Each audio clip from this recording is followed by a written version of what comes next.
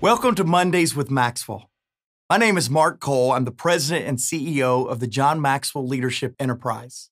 I believe every one of you watching this right now is just like John. You welcome Mondays because you look forward to starting your week off looking for ways to value people. And since today is Monday, my friends, let's hear from the man of the hour. He is our leader, our friend, Johna C. Maxwell. Hi, John Maxwell here. I'm so glad you're with us again on one of our Mondays with Maxwell. Again, every Monday at 12 noon Eastern Standard Time. I want you to be with me. I want to be with you.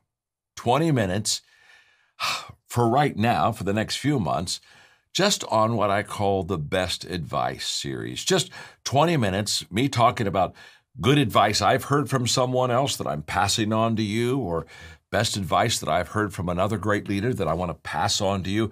In other words, I think after, 2 or 3 months, you're going to become some of the wisest people in the world. I mean, think of all the good advice that you're receiving. In fact, one of my favorite things when I have dinner is to ask the question, what's the best advice that you ever received? Who gave it to you, and why was it the best advice? And I love going around the table, hearing it, and I'm over there with my iPhone all the time, and I'm putting their responses down. I've done this dozens of times at dinners. I've never had a time where when I finished, didn't walk away with something that was absolutely life-changing and helpful to me.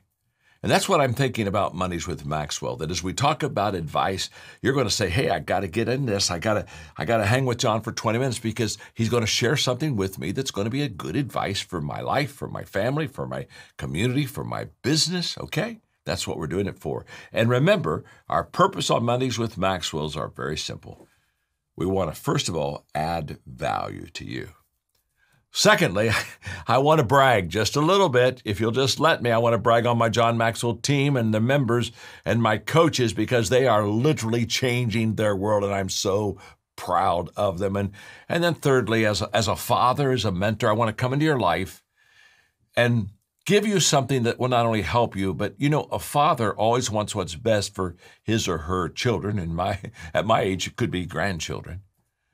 And that's what I want for you. I want what's best for you. I want you to be able to stand on my shoulders. I want you to go higher than I've ever gone. I want you to go further than I've ever gone. And so as a review really quickly, in our first 2 weeks, I gave you some best advice. I talked to you the first week about always bring something to the table, and people need recognition, give it to them. And then we talked with Ed Bastian, and I shared with you that Ed said that during a difficult time, he thought the most important quality in a leader's life is humility. And then he said humility allows us to be marked in a meaningful, useful, purposeful way. So today I'm going back to some advice that I would share with you that I've got from others that I hope will be very helpful to you. I think it will be. But before I do that, I'm often asked, what are the qualities I look for when I mentor someone? And I'm just going to give them to you. I don't have time to teach them, but this is just going to be a little add-on perhaps that would help you, because when I'm looking for somebody to mentor, I want them to be hungry. In other words, I just really want them to want to learn. I want them to be teachable. I want them to have influence, because the more influence they have, the greater return I'm going to have on my mentoring time with them. I want them to have capacity so that I can take them a lot further than where they are right now. I want them to be action-oriented. In other words, very simple. I want this to be more than a philosophical discussion. I want them to go do something after we're done with the mentoring. And right at the top of my qualities I look for when I mentor someone is I want them to mentor someone else. I want them to take what I've given to them and reproduce it. And as you think about those 6 things I just gave you on Mondays with Maxwell, I really want you to be taking what I give to you and passing it on to your team, your friends, other people. And by the way, ask them to come be with us online. Tell them that we want them to be with us on Mondays with Maxwell, 12 noon Eastern Standard Time. So let me give you some advice that I received. I'm going to, first of all, I'll share something with you that my brother gave to me many, many years ago. It's a business advice but it's been very, very helpful to me. Here's what he said. He said, John, control your destiny by controlling your dollars. Now, you might look at that and say, wow, that could be a kind of like maybe a greedy grab in the business world, but it really isn't. Let me go underneath that advice that my brother gave to me. Control your destiny by controlling your dollars. He then sat down and said, really, there are only two benefits of money.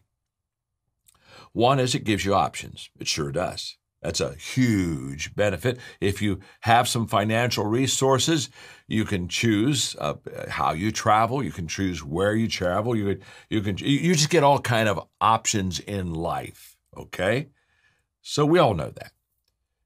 And the second benefit of dollars is how you can help other people. By living a generous life and by living a significant life of wanting to make a difference in people's lives, money really allows you to do that.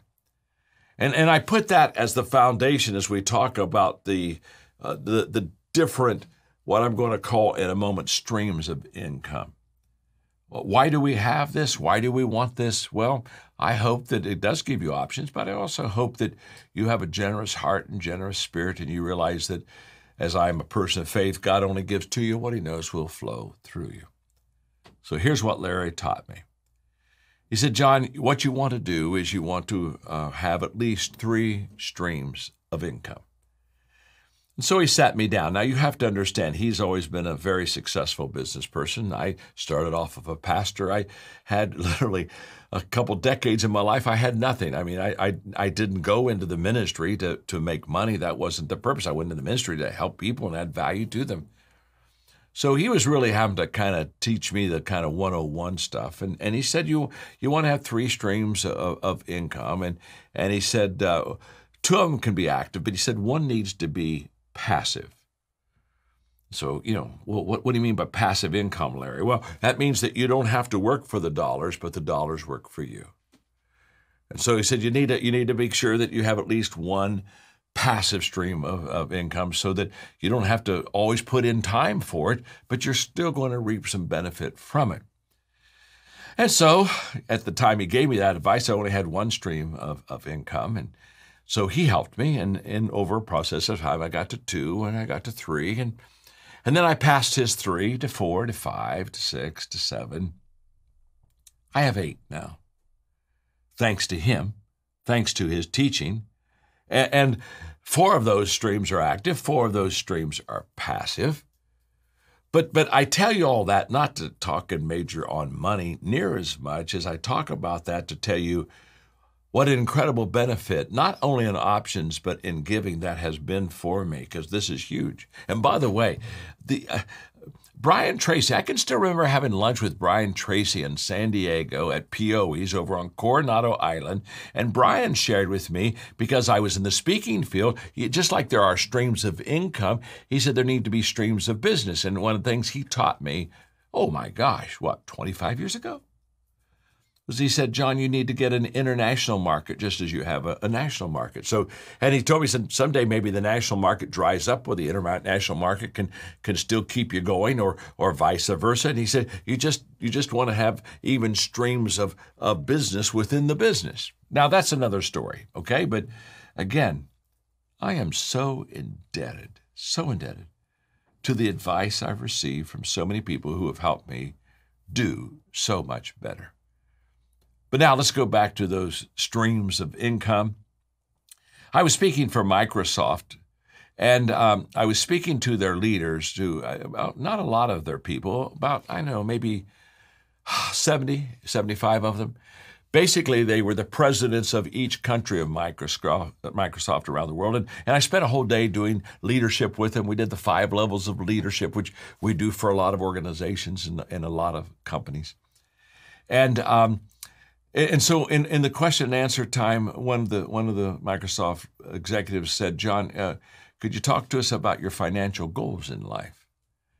And I smiled and I said, well, I can, but to be honest with you, I don't think you would be interested in my financial goals. Well, the moment I told them they wouldn't be interested, guess what? They became even more interested. And I wasn't trying to play a game with them. My financial journey and purpose and goals are different than probably yours. And it's okay. But they're mine.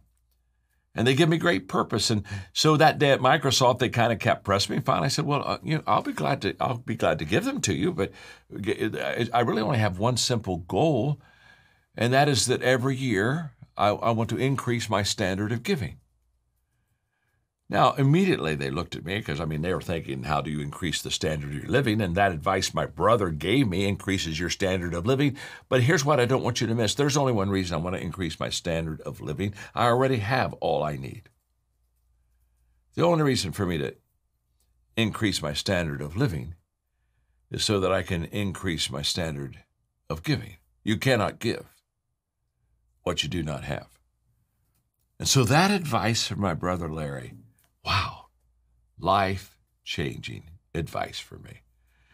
And often, in fact, just the other day we were talking and I just thanked him one more time. He has helped me immeasurably in the business world. Now, the advice I want to give you today on this lesson, the second one is okay, when I started writing books, I wasn't good writing books. I really wasn't. I only wrote books not because I wanted to write books. I wrote books because I wanted to increase my influence beyond my personal touch. That was my only, and still is basically my only desire to write books. I want to reach more people. I want to help people like you. And so I had a mentor named James, and he was a terrific writer himself and had sold a lot of books, and he was very successful.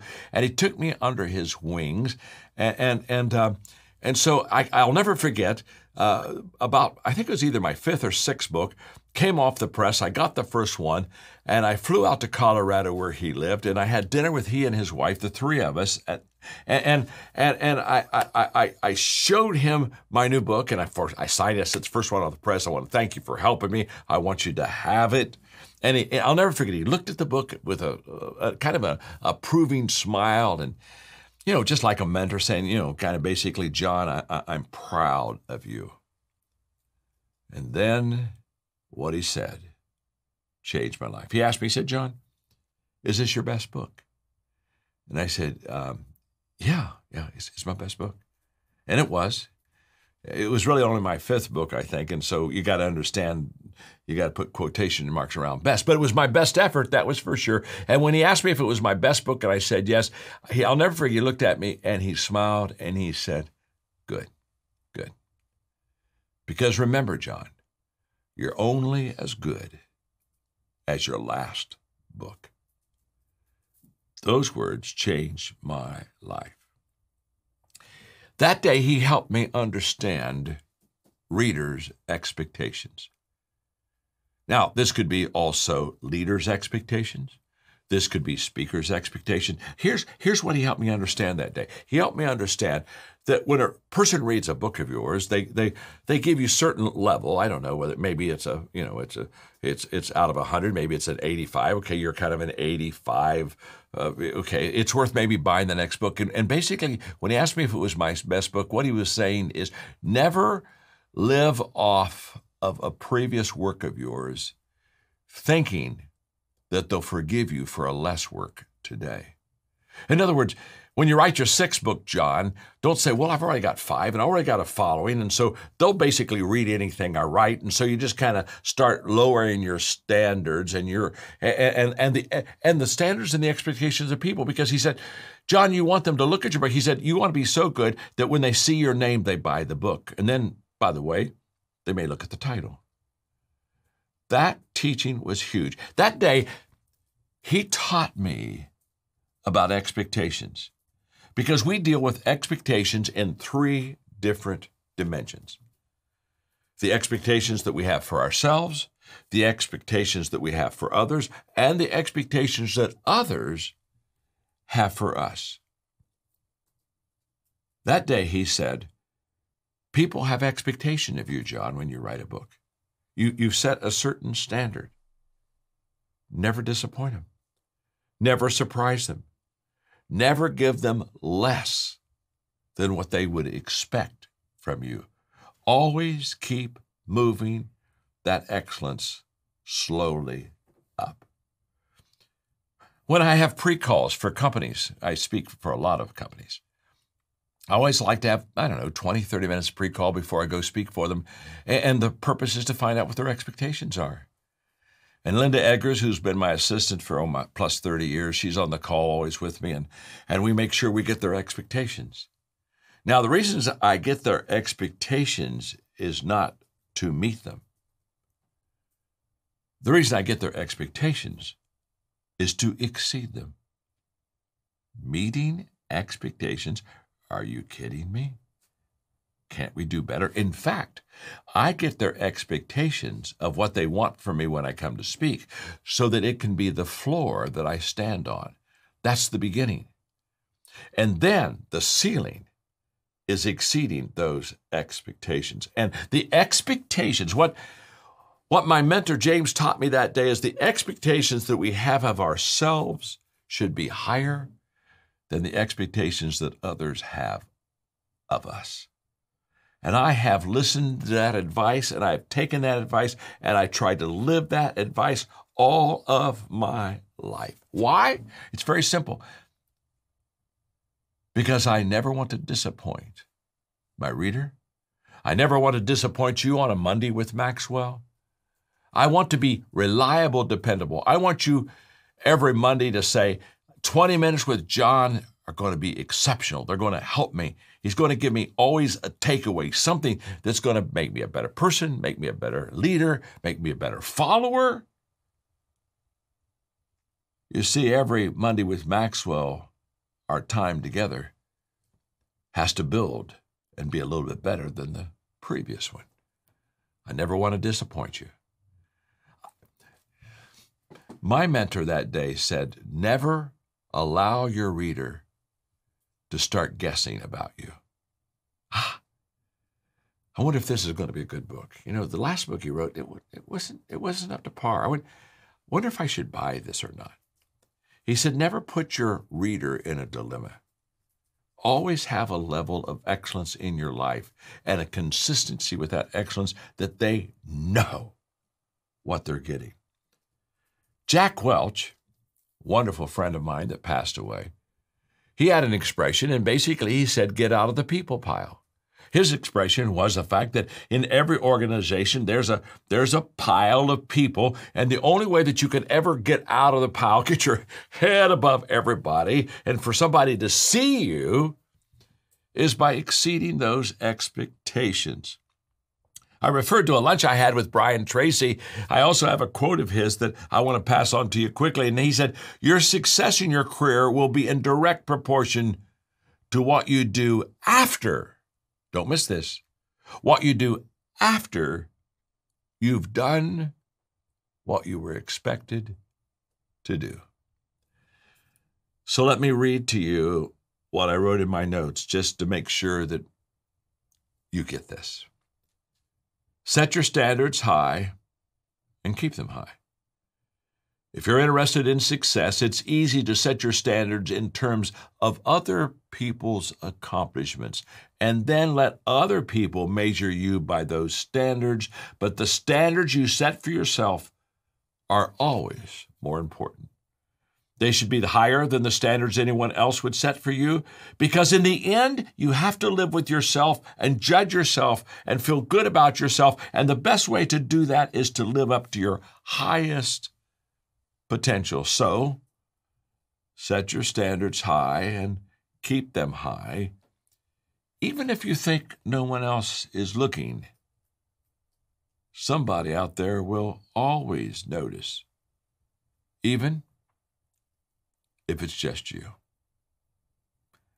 Abraham Lincoln said when he finished his presidency, he said, I want to be able to live with myself. And my mentor that day helped me to understand you can never rest on success. You can only build on success.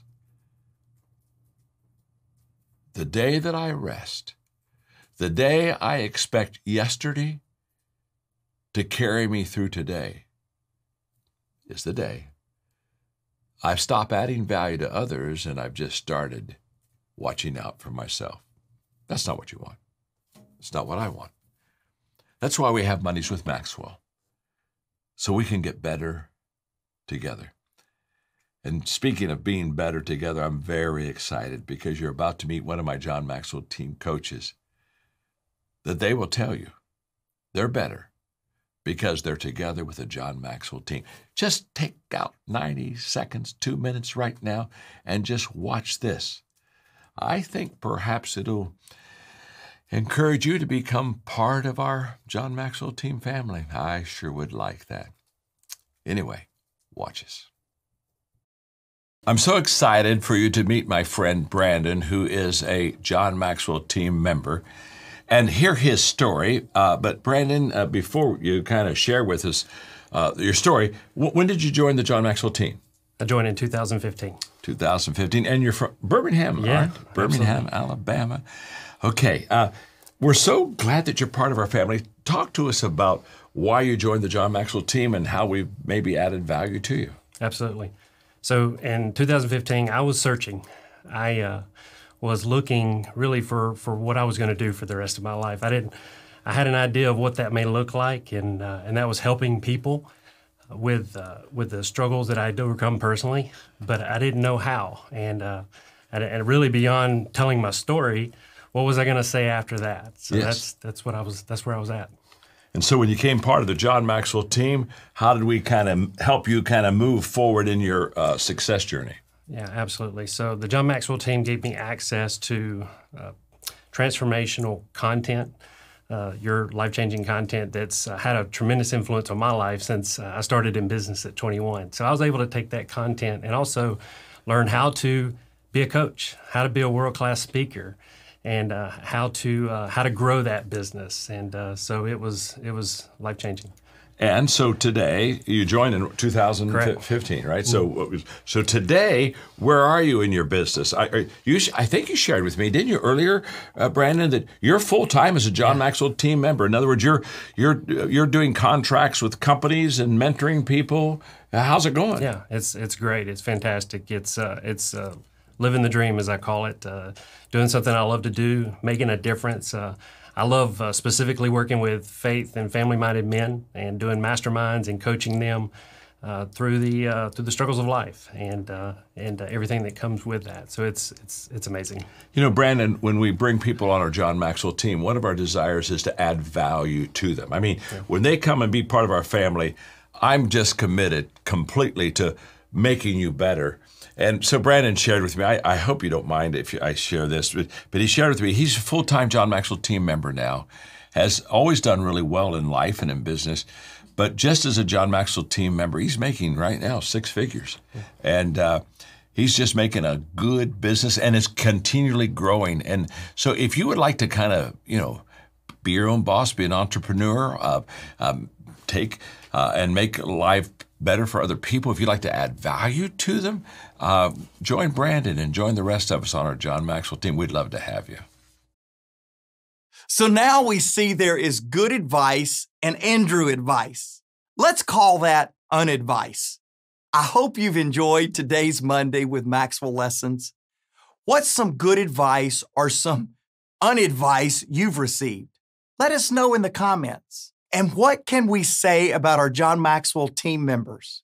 Every day, they look for ways to lead in and live out Maxwell leadership principles and philosophies. We're so grateful for the John Maxwell team. Each week, we'll feature a member or mentor from our team who will share their story and their journey with you. Why?